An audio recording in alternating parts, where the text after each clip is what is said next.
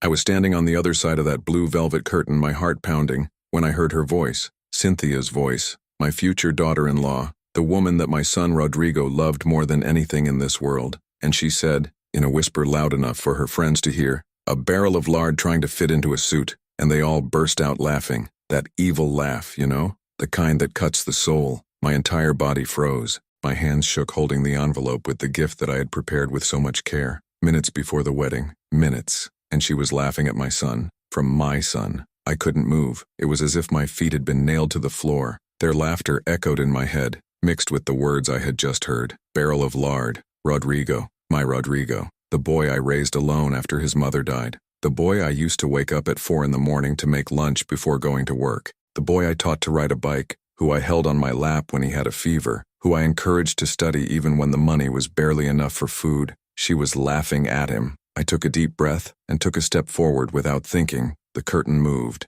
and it was at that moment that she turned around. Cynthia saw me. Our eyes met, and her laughter died instantly. Her eyes widened, her mouth opened, but no sound came out. Her friends fell silent, realizing something had happened. I didn't say anything, I just looked. I looked straight into her eyes, and in that moment I saw who she really was. My name is Jose Carlos. I am 58 years old. I worked my whole life as a bricklayer, construction assistant, cleaner, app driver. Everything that came my way I did. I'm not ashamed of that, I never had. I raised my son alone since he was 8 years old, when my wife, Lucia, died of cancer. It was fast, aggressive. She couldn't even last 6 months after the diagnosis. And I stood there, a 35-year-old man, a widower, with a scared boy who cried every night asking for his mother. But I didn't give up. I never gave up. I woke up at dawn, left Rodrigo at my mother-in-law's house, took the crowded bus, worked all day in the sun or rain, came back dead tired, picked up the boy, made dinner, helped with his homework. At the weekend, I went to work to do odd jobs. On holidays I worked. Christmas, I worked because I had a dream, to see my son graduate, seeing him with a diploma in his hand, see him being someone in life. And Rodrigo was always a good boy, scholar, educated, quiet, but very intelligent. He graduated in administration. He got a good job in a big company. He started to earn well, bought an apartment, bought a car. And me? I cried with pride. I actually cried. Because everything I went through, all the sweat, all the back pain, all the humiliation from a rude boss, it was worth it. My son had made it. And then he met Cynthia. At first I thought she was pretty, educated, well-dressed. She was a lawyer, worked in a fancy office in the city center. Money family, businessman father, mother who owns a boutique. They lived in a gated community, one of those with 24-hour security and a swimming pool. When Rodrigo introduced me to her, I was happy. I thought, my son has found a worthy woman. But over time, things started to change. First, there were small comments. "Rodrigo, don't you think you're eating too much?" Or, "Honey, this dish has a lot of calories, you know." At first, I thought it was just concern for his health, but then it started to become more frequent, more direct, more cruel. Rodrigo has always been a big guy, strong. He had broad shoulders, thick arms, and the belly of someone who likes to eat well. But he wasn't sick. He had no health problems. He was just big, and it's always been like that, since I was a child. But for Cynthia, this became a problem. I noticed that my son started to lose weight, not in a healthy way, in a sad way. He stopped eating at family lunches. He stopped accepting the food I made for him. He started going on crazy diets that Cynthia found on the internet. Shakes, fast, expensive supplements. And I saw my son becoming quieter, more downcast, more deleted. But he loved that woman. And when she said she wanted to get married, he was overjoyed. He called me crying with happiness. "Dad, she said yes, we're getting married." I pretended I was happy. I pretended because I couldn't trust her. Something in her gaze bothered me. Something about the way she spoke to my son when she thought I wasn't listening. But I didn't say anything. Because who was I to say anything? A retired bricklayer who could barely read properly. A simple person who had never set foot in a fancy place like the ones she frequented. I swallowed my suspicion and pretended everything was fine. The wedding was scheduled. Big church.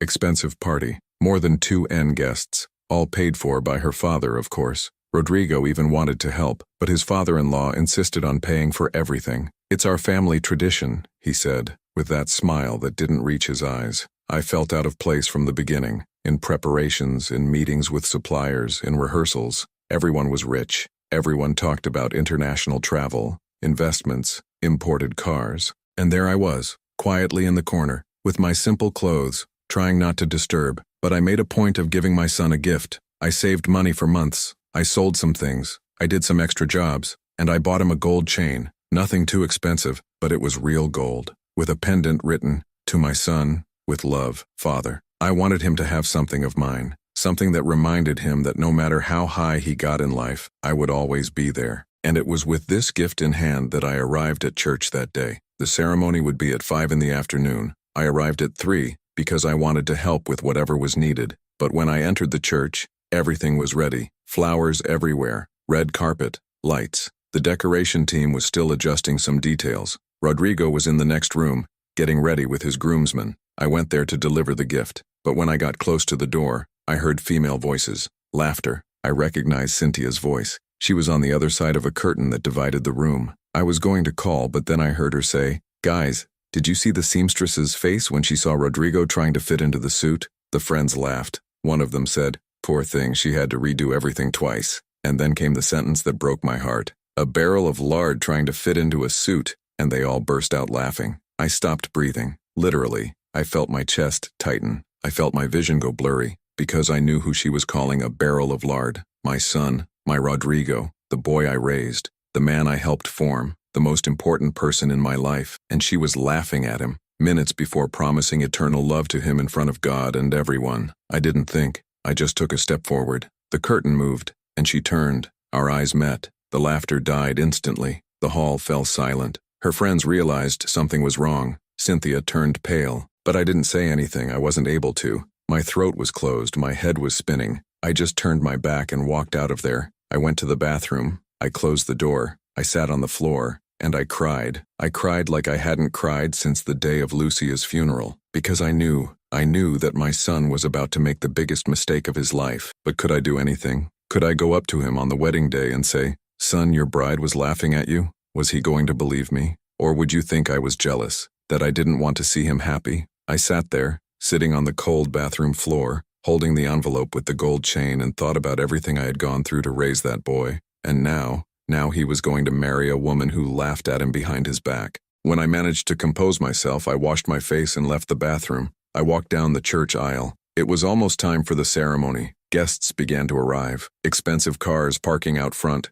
Well-dressed people entering. Photographers everywhere. And that was when I saw Cynthia leaving the room, alone. She was wearing her wedding dress, beautiful, white, full of shine, but her face was closed. She took out her cell phone and called someone. I was half hidden behind a column and she didn't see me. I heard her say quietly but angrily, "I can't pretend anymore, but it won't be long, okay? After the wedding we'll do what we agreed." My blood ran cold. What had she agreed? With whom? Do what? I stood frozen behind that column. My heart was beating so hard that I thought it was going to come out of my mouth. After the wedding we do what we agreed. What had she agreed? With Weicho. Cynthia hung up the phone, adjusted her veil, and returned to the salon. I waited a few seconds and came out from behind the column. My legs were wobbly. I needed to tell Rodrigo. Needed it. But how? How was I going to go up to my son on his wedding day and tell him that his fiancée was up to something? I walked to the lounge where he was. I knocked on the door. One of the groomsmen opened it. "So, Jose, come in, come in."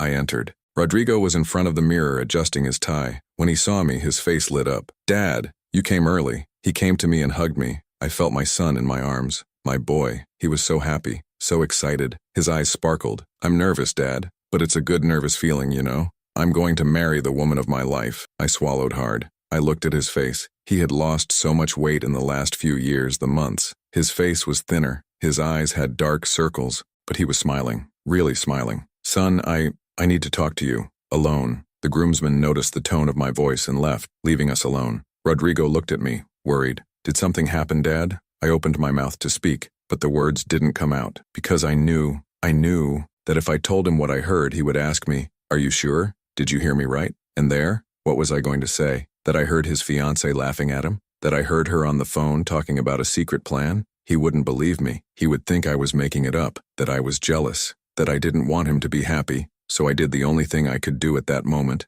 I lied. "No, son, nothing happened. I just wanted to give you this." I handed him the envelope. Rodrigo opened it, saw the gold chain, and his eyes filled with tears. "Dad, you didn't have to." "I needed it, yes. You are everything to me, Rodrigo. Everything." He hugged me tightly, and I closed my eyes trying to record that moment, because something inside me said things were going to change. and maybe that was the last real hug we were going to have before everything fell apart. The ceremony began. The church was packed. I sat in the first row, on the right side, reserved for the groom's family. On the other side, Cynthia's family occupied 3 entire rows, all well-dressed, talking quietly, with that air of superiority. The music started. The bridesmaids entered, then the godparents, and then Cynthia entered holding her father's arm. She looked beautiful. I couldn't deny it. The dress sparkled. The veil was long. She smiled at everyone, but when she passed me, our eyes met, and her smile faltered. For a second, just a second, I saw something in her eyes. Fear,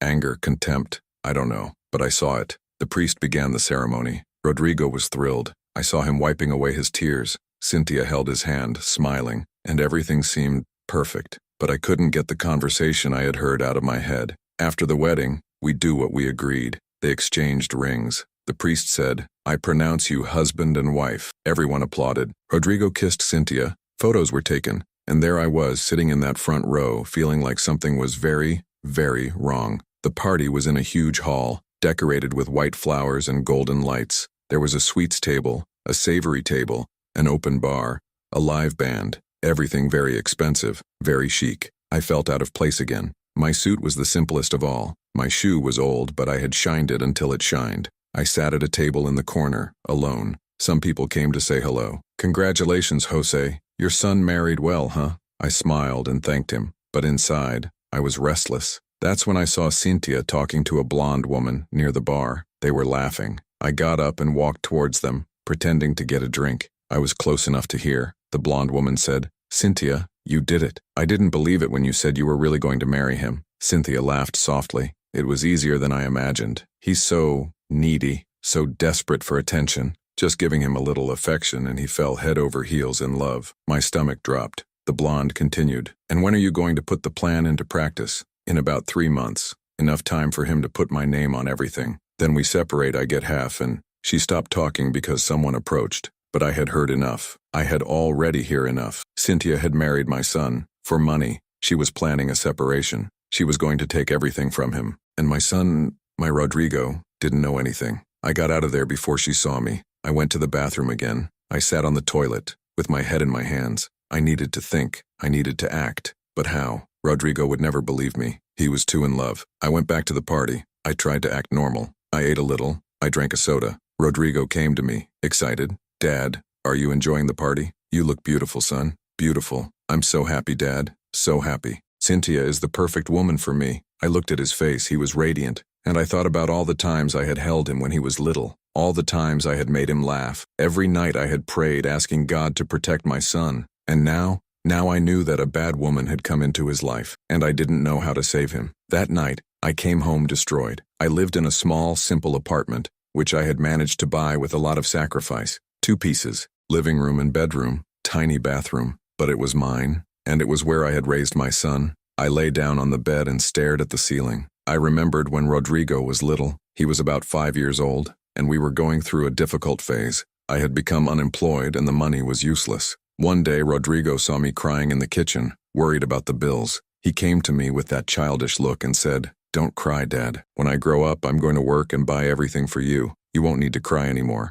I picked him up and hugged him tight, and I promised myself that I would do everything to give that boy a better life. And I did it. He graduated, got a good job, bought an apartment. He had achieved his dream, and mine. But now I knew that everything he had achieved was in danger, because of an interesting woman, a woman who laughed at him behind his back, a woman who only wanted his money. I stayed up all night thinking. I needed proof. I needed something concrete to show Rodrigo. My word alone wouldn't be enough. On Monday I called him. He and Cynthia had gone on their honeymoon. They were going to be gone for 2 weeks. When he answered, I heard his voice, happy, excited. "Dad, how are you?" "I'm fine, son. And you?" "I'm great. We're in a wonderful resort. Everything is beautiful here." I heard Cynthia's voice in the background. "Love, come and watch the sunset," Rodrigo said. "Dad, I have to hang up, but we'll talk when I get back, okay?" "Okay, son. Enjoy." I hung up the phone and sat there in the empty room, feeling completely helpless. The 2 weeks passed slowly, very slowly. I couldn't sleep properly. I couldn't eat properly. I kept thinking about what I had heard, in Cynthia's words, in her plan. When Rodrigo returned, he called me to schedule lunch. We met at a simple restaurant close to his house. He arrived smiling, tanned, happy. He hugged me tightly. Dad, the honeymoon was amazing. We had so much fun. That's good, son. We ordered food. And while we ate, he told me about the beaches, the tours, the restaurants. He was so excited. So happy. But then he said something that made me alert. Dad, Cynthia suggested that we update our financial planning. She wants us to put everything in community of assets. This makes it easier to manage. My heart raced. Son, didn't you get married through separation of property? No, Dad. We got married in partial communion. But Cynthia thinks it would be better to put everything together. She said it's a gesture of trust. I took a deep breath. I needed to choose my words carefully. Rodrigo, are you sure about this? You two were barely married. Wouldn't it be better to wait a bit? He frowned. Dad, why are you talking like that? Cynthia's my wife. We have to trust each other. I know, son, but it's just that sometimes what, Dad? I looked into his eyes, and I saw that he wasn't going to believe me. Not yet. Not without proof. Nothing, son. Forget it. I just want you to be happy. He smiled. I am happy, Dad. Very happy. But 2 days later, Rodrigo called me, and this time, his voice was different. I was shaky. Dad, can you come home? I need to talk to you. What happened, son? Just come, Dad, please. I took a bus and went to his apartment. When I arrived, he opened the door. His eyes were red. He had cried. Rodrigo, what happened? He let me in and closed the door. Cynthia wasn't there. Dad, I found something. He went to his room and came back with a cell phone in his hand. A cell phone that I didn't know. This cell phone was hidden in Cynthia's drawer. I found it by chance when I was looking for a document. And I opened it, Dad. He handed me his cell phone. I looked at the screen. It had several messages. Messages between Cynthia and a man called D. And what I read made me feel an anger I had never felt in my life. D was her lover, and from the messages they had been together for over a year, before the wedding, and she had told him everything. The plan, the separation, the division of assets. And there was a message that said, after I take half of that pathetic fat man's money, we'll live well. I looked at the words on that cell phone screen. Pathetic fatty. My vision became blurry, not out of sadness, of anger, an anger that rose from the depths of my chest like fire. I looked up at Rodrigo. My son was destroyed, completely destroyed. Tears streamed down his face without stopping. Dad, I'm an idiot. A complete idiot. I dropped my cell phone on the couch and hugged my son. He collapsed into my arms. He cried like he hadn't cried since he was a child, and I held him firmly, feeling his body tremble. You're not stupid, son. You were fooled. There's a difference. He walked away, wiped his face with his hands. How did I not realize, Dad? How was I so blind? She never loved me. Ever. It was all a lie. I took a deep breath. My head was spinning, but I needed to stay calm. I needed to think clearly. Rodrigo, listen to me. Since when did you find this cell phone? This morning. Cynthia left early saying she was going to the beauty salon. I was looking for the marriage certificate to take to the bank, and I found this cell phone hidden at the bottom of her drawer, under her underwear. And does she know you found it? No, she can't even imagine.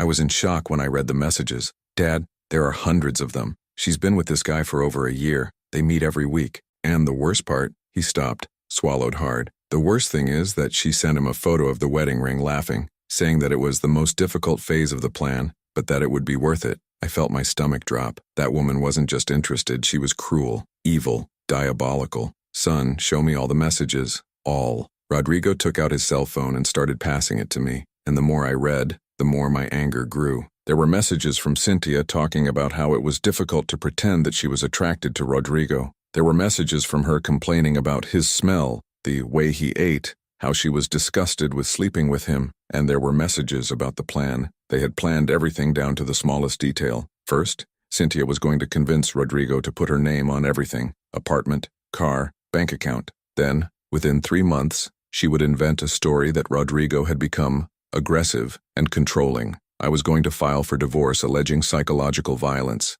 and since she was a lawyer, she knew exactly how to manipulate the process to get half of everything. And there was more. She had even looked for a divorce lawyer. I had already prepared false documents. I had already arranged with 2 friends to serve as witnesses against Rodrigo. I finished reading and looked at my son. He had his head down, his hands covering his face. Dad, I put her name on the apartment last week. We went to the registry office together. She said it was to strengthen the union. I was an idiot. Stop saying that, Rodrigo. You trusted your wife. There's nothing wrong with that. But I should have known, Dad. All the signs were there. The way she treated me, the constant criticism, the coldness. I sat next to him on the couch. I grabbed his shoulder. Listen here. We're not going to let her get away with it. We're going to prove who she really is. Rodrigo raised his head. How, Dad? How? She's a lawyer. She knows all the legal tricks. And I've already put my name on everything. But we have it here. I lifted the cell phone. We have the evidence, the messages, everything. Rodrigo shook his head. It's no use, Dad.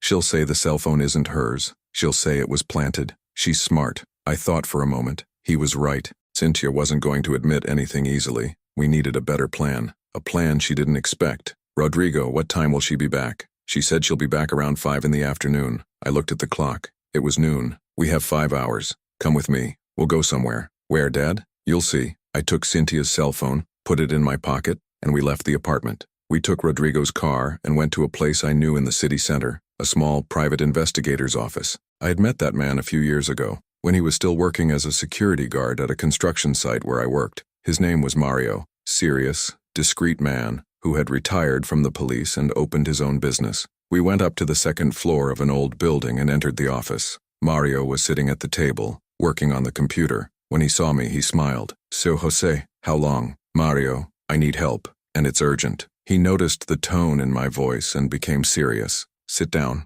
Tell me. I told everything, from the wedding day to the conversations I had overheard, to the discovery of the cell phone. I showed him the messages. Mario read everything carefully, shaking his head. This is heavy, Jose. Very heavy. She set up a complete coup. I know. That's why we need help. We need evidence that will hold up in a possible legal battle. Mario thought for a moment. Then he said, Look, here's what I can do. I'm going to make a forensic copy of this cell phone. I'm going to extract all the messages, photos, location history, everything, and I'm going to authenticate that evidence so that it can be used legally. But there's a problem. Which? This is an invasion of privacy. Technically, Rodrigo can't just take his wife's cell phone and use it as evidence. Rodrigo turned pale. So it's no use? Lime bad. I said technically, but there is a legal way to do this. We need to file a complaint with the police alleging suspicion of a crime against property. Then, with the complaint registered, we can present this evidence as part of the investigation. I looked at Rodrigo. Are you willing to do this? He hesitated. I saw the doubt on his face, because up until that moment, no matter how much he knew the truth, it was still difficult to process. It was still difficult to accept that the woman he loved had destroyed everything. But then he said in a firm voice, Yes, I'll do it. She won't destroy my life. Mario smiled. Great. Leave your cell phone with me. I'll work on it now. You guys come back tomorrow morning to get the full report. We left the office and went back to Rodrigo's apartment. He was calmer, but I knew he was broken inside. We sat in the room and waited, waiting for Cynthia to return. When it was 5:30 in the afternoon, the door opened. Cynthia entered, beautiful, tidy, smiling. She had shopping bags in her hand. Baby, I'm here. You won't believe the beautiful things I bought. She saw me sitting on the couch, and her smile faltered for a second. But soon she recovered. So, Jose, what a surprise. Did you come to visit? I didn't respond. I just looked at her. Rodrigo was sitting in the armchair quiet. She noticed that something was strange. Love, did something happen? Rodrigo got up. He looked at her, and he said, in a voice I had never heard before, a cold voice, It lasts. Yes, Cynthia, it happened. She blinked, feigning innocence. What? Tell me. I know everything. Her face changed. The mask began to fall off. Do you know what? From the plan, from the lover, from the messages, from everything. She turned pale. He tried to hide it, but it was too late. Rodrigo, I don't know what you're talking about. Don't lie to me, Rodrigo shouted, and I had never seen my son scream like that. I found your cell phone. I read everything. All the messages with the D, the whole plan to rob me. Cynthia remained motionless. For a few seconds, she said nothing, and then she completely changed. Her face closed. Her eyes turned cold, and she said in a calm and cruel voice, So what? Rodrigo and I were in shock. So what? Rodrigo repeated in disbelief. Yes, so what? She crossed her arms. You found the cell phone. You discovered everything. Now what? What are you going to do? I'm going to report you. I'm going to prove that you're a scammer. She laughed. She laughed in his face. Rodrigo, you're dumber than I imagined. Do you think I didn't protect myself? Do you think I planned all of this without thinking about the consequences? What are you talking about? I'm a lawyer, you idiot. I know exactly what to do. You took my cell phone without my permission. That's an invasion of privacy. Everything you found there can't be used against me. What's more, if you try to harm me, I will sue you for violating my rights. Rodrigo was speechless, and Cynthia continued, implacable. Besides, your name is already on the apartment, on the car, on everything, and I have already prepared witnesses who will say that you are aggressive, controlling, violent. If you file for divorce, I will ask for a protective order against you, and then, my dear, you will lose everything. She approached him with an evil smile. You were a plaything from beginning to end, an easy plaything, needy, desperate for love. It was too easy to manipulate you. Rodrigo was shaking, of anger, of humiliation. I saw my son being torn apart in front of me, and that's when I got up. Are you finished? Cynthia looked at me with contempt. Are you still here? So I'll make it clear. You're not welcome in this house either. You're a retired construction worker, a nobody. You have no power to do anything. I walked up to her. I stopped right in front of her. I looked into her eyes. You made a mistake, girl. What mistake? You underestimated a father. She laughed again. Oh yeah? And what's an old man like you going to do? I didn't respond, just smile. And in that moment I saw something in her eyes that gave me pleasure, fear. She tried to hide it, but I saw it. Get out of my way, she said. I left. I took Rodrigo by the arm, and we left. She stayed there alone in the apartment. But before leaving, I turned around and said, you will pay for everything you did, and it will be in public. The door slammed behind us. When we arrived at the elevator, Rodrigo collapsed. Dad, she's right. She's a lawyer. She knows everything. We won't be able to. Yes, go, son. You'll see. But inside, I was also worried, because Cynthia was right about one thing. She had power, knowledge, connections. And us? We only had the truth. But sometimes, the truth is all we need. The next day, Rodrigo and I returned to Mario's office. He was waiting for us with a folder full of papers and a flash drive. I got everything. Messages, photos, location history. Oh, connections. Everything authenticated and ready to be used. Rodrigo took the folder. But, she said it can't be used because I invaded her privacy. Mario shook his head. She's trying to scare you. In fact, there is case law that allows the use of this evidence when there is evidence of a crime. And marriage fraud is a crime. For the first time in days, I saw a glimmer of hope in my son's eyes. So, do we have a chance? More than chance. You guys have a solid case. I took a deep breath. What do we do now? Mario leaned forward. Now, we're going to do the following. You go to the police station, file a report for embezzlement and fraud, present this evidence, and then, the police will investigate. If everything goes well, she will be charged. What about the apartment, the car, the things that are already in her name? Rodrigo asked. With these tests, we can reverse everything. It will take work, it will take time, but we can do it. We left there with a plan, a real plan, and for the first time I felt like we had a weapon to fight with. But when we were arriving at the parking lot, Rodrigo's cell phone rang. It was an unknown number. He answered, hello, and then his face turned white, completely white. What? When? He hung up, looked at me with panic in his eyes. Dad, Cynthia was admitted to a women's police station an hour ago. She filed a complaint against me for assault and threat, and asked for a protective measure. My blood ran cold. She got ahead of herself. I looked at Rodrigo, feeling the ground disappear beneath my feet. Protective measure. She had anticipated it. That viper had gone to the police station first and had invented that my son had attacked her. My son. The boy I raised to respect women. The boy who had never raised his hand to anyone. Dad, what do I do? If there's a protective order, I can't even go near the apartment. I'll lose everything. Mario, who had heard the conversation, placed his hand on Rodrigo's shoulder. Calm down. Breathe. Let's think clearly. Was she admitted an hour ago? Yes. It was her lawyer who called. He said that I can't go near her, nor the apartment, and that if I fail to comply, I will be arrested.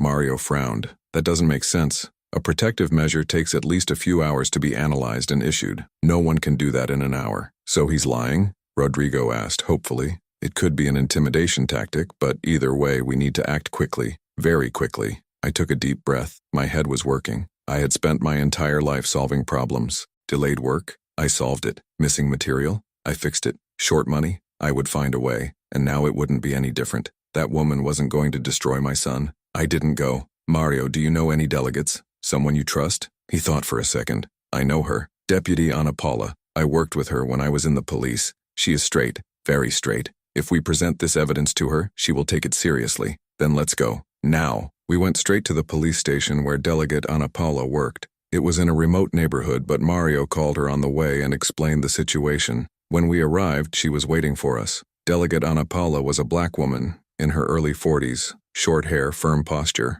She welcomed us into her room and closed the door. Mario told me over the phone, show me what you have. Rodrigo opened the folder with all the evidence, the messages, the audios, location history showing that Cynthia met her lover regularly, talks about the plan. All. Ana Paula read every page. He listened to each audio, and the more she saw, the more serious her face became. This is marriage fraud, embezzlement, and misrepresentation if she actually filed a false complaint. She registered it, Delegate, Rodrigo said, his voice shaking. Her lawyer called, and said he has a protective order. Ana Paula picked up the phone and called someone. He talked quietly for a few minutes. He hung up and looked at us. There was no protective measure issued against you. She did not report to any police station. It was a bluff, pure intimidation. Rodrigo almost collapsed with relief, but Ana Paula continued. But that doesn't mean she won't do it. On the contrary. If she threatened, it's because she's preparing the ground. And when a person like that decides to act, she acts quickly and without mercy. What do we do, delegate? I asked. She clasped her hands on the table. You're going to file a police report now, here with me. I'm going to open an investigation immediately, and I'm going to ask to hear from Cynthia today. Still today? Rodrigo's eyes widened. Yes, because if we give her time to organize herself, she will disappear with evidence. She will coerce witnesses. She will invent stories. We have to catch her by surprise. Rodrigo took the bulletin. He attached all the evidence that Mario had collected. Ana Paula personally took over the case, and within 2 hours she sent a car to pick up Cynthia to give a statement. We waited at the police station, me and Rodrigo sitting on a hard bench in the hallway. My son was tense, nervous, but for the first time, I saw something different in his eyes. Determination. Dad, thank you. For what, son? For not giving up on me. For believing in me when I didn't believe in myself anymore. I held his hand. I will always believe in you, Rodrigo. Always. After an hour, Cynthia arrived. She came in escorted by 2 police officers, and when she saw me sitting there, her face turned white, then red, of anger. What did you do? She screamed. I'm going to sue you. This is stalking. Ana Paula appeared at the door of the room. Lady Cynthia, you will calm down and come with me. Now. Cynthia tried to argue, but Ana Paula gave no space. She was taken to the testimony room. He stayed inside for more than 3 hours. When she came out, she was different. Her face was destroyed. No makeup, swollen eyes. She didn't look at us. He just left in a hurry. Ana Paula called us into her office. She confessed to part of the scheme. She denied the plan to falsely accuse Rodrigo, but admitted that she got married for financial interest. She said she has the right to the assets because she is a wife, but with the evidence you brought, I have enough elements to indict her for embezzlement. Rodrigo sighed, relieved. What about the apartment, the car? Will she return it? This will have to be resolved in civil justice, but with this inquiry, you have a strong basis to annul the marriage due to defective consent. She deceived you. The union was based on fraud. Any decent judge will annul it. We left the police station and it was already dark. Rodrigo was exhausted, but relieved. Me too. But something inside me still wasn't satisfied, because Cynthia had humiliated my son. He had laughed at him. I had called him a barrel of lard. She had made fun of him with her friends, and she still hadn't paid for it. Not the way I thought she should pay. The next day, Rodrigo called me early. His voice was altered. Dad, you won't believe it. Cynthia posted on social media that she is a victim of persecution, that Rodrigo and his family are trying to destroy her. She did what? She wrote a huge text saying that I'm controlling, that my family never accepted her, that we're using the police to persecute her. And a lot of people believe it, Dad. Her friends, her family, everyone is on her side. I felt the anger rise. That woman had no shame on her face. There was no limit. Rodrigo, send me the link to this post. He sent me. I read, and it was worse than I imagined. Cynthia had placed herself as a victim. She had said that I, the controlling father-in-law, was manipulating my son against her,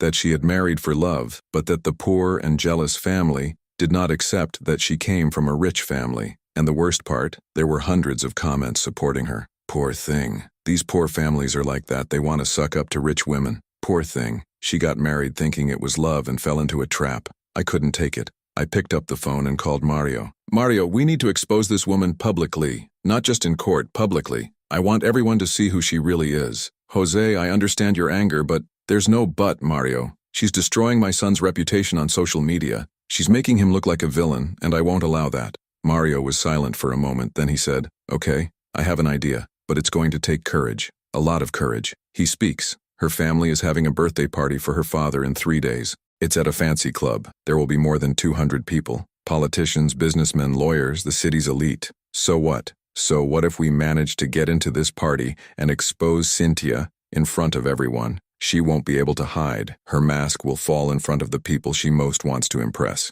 I smiled. For the first time in days, I actually smiled. How do we get into this party? Leave it to me. 3 days later, Rodrigo, Mario, and I were at the entrance of the club. Mario had obtained fake invitations through a contact of his. We were dressed in suits and ties. Rodrigo was nervous, sweating cold. I was calm, calmer than ever. The party was everything I expected, luxurious, full of rich people, live music, tables full of expensive food, and at the center of it all, Cynthia. She looked beautiful, in a red dress, smiling, talking, being the center of attention. When she saw me entering the room, she froze. The glass of champagne in her hand almost fell. I walked to the center of the room. People began to realize that something was happening. The music stopped. Cynthia's father, a big man in an expensive suit, came to me. "Who are you? You weren't invited. My name is Jose Carlos, and I came here to tell everyone who your daughter really is." The hall fell silent. Cynthia was pale. She tried to speak, but I raised my hand. "I worked all my life as a bricklayer.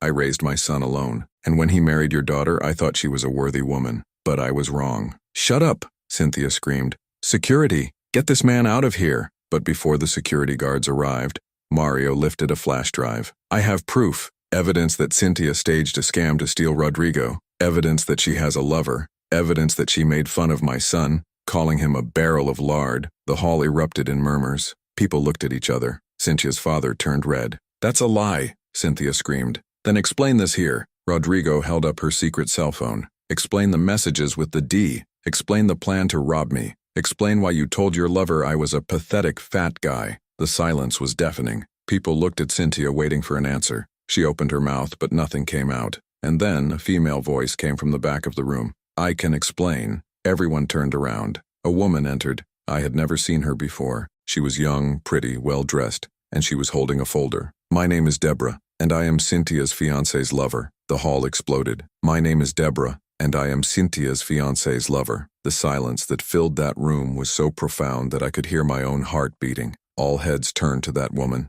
Cynthia was petrified, with her mouth open, unable to speak. Her father stepped forward. "What are you talking about?" Deborah walked through the room with firm steps. She wasn't nervous. I was determined. She opened the folder she was carrying and started taking photos. Photos of her with a man. The D of messages. They in restaurants, on trips, hugged, kissing. "This man here is Daniel. We've been dating for 3 years. 3 years. And during all this time he had a parallel relationship with Cynthia. I found out 2 weeks ago, when I found messages on his cell phone." The hall erupted in murmurs. People started commenting among themselves. Cynthia tried to recover, but she was in a panic. That's not true. I don't know this woman." Deborah laughed. It was a bitter laugh. "You don't know me? So explain why you texted Daniel saying that after you get that pathetic fat guy's money, you two are going to buy a house on the beach." Cynthia's face turned white, white as paper. "When I found out everything," Deborah continued, "I was angry, very angry, but not at you, Cynthia. Angry at Daniel, because I love that man. I thought we were going to get married, but then I found out that he was a scammer, that you two were scammers, and that you were planning to ruin an innocent man's life just for money." She turned to Cynthia's father. "You created a daughter capable of marrying a man just to steal from him." She laughed at his weight, called him horrible names, and planned everything down to the smallest detail to leave him in misery. Cynthia's father looked at his daughter, and for the first time I saw shame in the man's eyes. "Cynthia, is this true?" Cynthia tried to speak, but nothing came out. Tears started streaming down her face. They were not tears of regret. They were the tears of someone who was caught, who had his mask ripped off in front of everyone. Her mother approached. "Cynthia, answer, is this true?" And then Cynthia exploded. "So what if it is? So what? I did what I had to do. He was an easy idiot to manipulate, fat, needy, desperate. It was too easy." The hall was shocked. People looked at each other in disbelief. And her father raised his hand and slapped his own daughter across the face. The sound echoed throughout the entire hall. "Get out of my front," he shouted. "Get out of my sight. You are no longer my daughter." Cynthia held her face, crying. She looked around for support, but everyone turned their back. The friends who had laughed with her on her wedding day, the cousins, the uncles, everyone. Security came and escorted her out, and before leaving she looked at me, and I saw it in her eyes. Defeat, complete defeat. When she left, her father approached me and Rodrigo. He was visibly shaken. I didn't know anything, I swear. If I had known my daughter was capable of this, I know, I said. "I know you didn't know." He looked at Rodrigo. "My son-in-law forgives me for the humiliation my daughter caused." Rodrigo nodded, still in shock. "I just want my life back." "You will. I will personally ensure that you get everything back which is yours. The apartment, the car, everything. I'm going to pay the best lawyers to annul this marriage and make sure she doesn't get anything." And he kept his word. In the following days, he hired an entire team of lawyers to help Rodrigo. The marriage was annulled in record time due to defective consent and fraud. Rodrigo recovered everything. The apartment went back to his name, the car too, and Cynthia was indicted for embezzlement and marriage fraud. Delegate Ana Paula's investigation progressed quickly. With the evidence we had, plus Deborah's testimony, plus the testimony of Cynthia's own father, there was no way for her to escape. She was sentenced to 3 years in prison and ordered to pay compensation for moral damages. Daniel, the lover, was also indicted as an accomplice. The two were tried and convicted, and the news spread. It was in the local newspapers, on social media. The story of the lawyer who staged a coup against her own husband made headlines. And do you know what happened? The people who had supported her, who had commented on her post saying, "poor thing," started to delete the comments, apologizing, admitting that they had been deceived. But for me, the most important thing was not her conviction. It was seeing my son recovering his life, little by little, slowly, but recovering. Rodrigo returned to live in his apartment, he went back to work, and he started therapy because he needed it. I needed to process everything that had happened, the betrayal, the humiliation, the manipulation, and me. I went back to my small apartment for my simple, everyday life. But now I visited my son every week. We had lunch together, talked, laughed, and little by little I saw my son returning to who he was, really smiling again. One day, about 3 months after everything, Rodrigo called me. "Dad, come to our house for lunch today. I'm going to make that pasta you like." I went. When I arrived, he was in the kitchen, cooking. The house smelled good, and he was different, lighter, happier. We sat down to eat, and in the middle of lunch he said, "Dad, I never thanked you properly." "Thank you for what, son?" "For saving me, for not giving up on me, for believing in me when I no longer believed in myself." I felt a lump in my throat. "Son, I am your father. I will always believe in you. I will always fight for you." He wiped away the tears. "I know, and I promise that I will never ignore my intuition again." I knew there was something wrong with Cynthia. Deep down, I knew it, but I ignored it because I thought no one would love me the way I am. I held his hand. "Rodrigo, a lot of people will love you the way you are. Real people, people who will value you, respect you, truly love you, not for money, not for interest, but because you are an incredible person." He smiled, and for the first time in months, it was a real smile. "Thank you, Dad, for everything." That night, I returned home with my heart at peace, because I had accomplished my mission. I had protected my son. I had fought for him. It had shown him that he wasn't alone. And do you know what I learned from all of this? I learned that it doesn't matter how high you get in life. It doesn't matter how much money you have. It doesn't matter what position you hold. What really matters are the people who truly love you,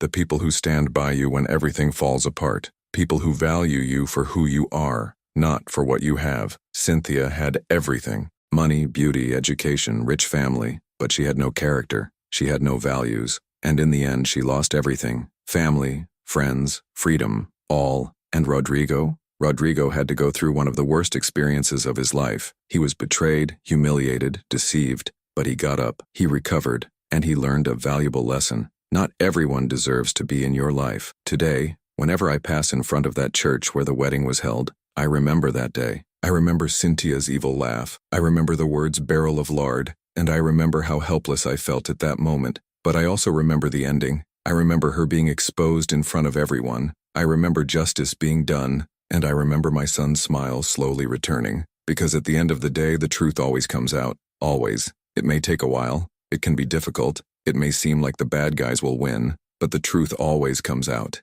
And me? I'm still the same Jose Carlos I always was. Retired bricklayer, simple man, who lives in a small apartment, who rides the bus, who wears simple clothes. But I'm a rich man, rich with love, rich in dignity, rich in values, because I raised an honest son, worker, of character, and that is priceless. And if you are listening to me now and are going through something similar, if you are being deceived, humiliated, betrayed, don't give up, don't lower your head, because the truth vai appear, justice will be done. It may not be the way you want, it may not be in the time you expect, but it will happen. And if you are a parent and you see your child suffering, fight. Fight with all your strength, because there is no greater love than the love of a father for a child. There is no force greater than the strength of those who truly love. I won, Rodrigo won, and you will win too, because in the end, good always triumphs over evil, always. And that's my story. The story of a father who didn't give up on his son, the story of a simple man who faced powerful people,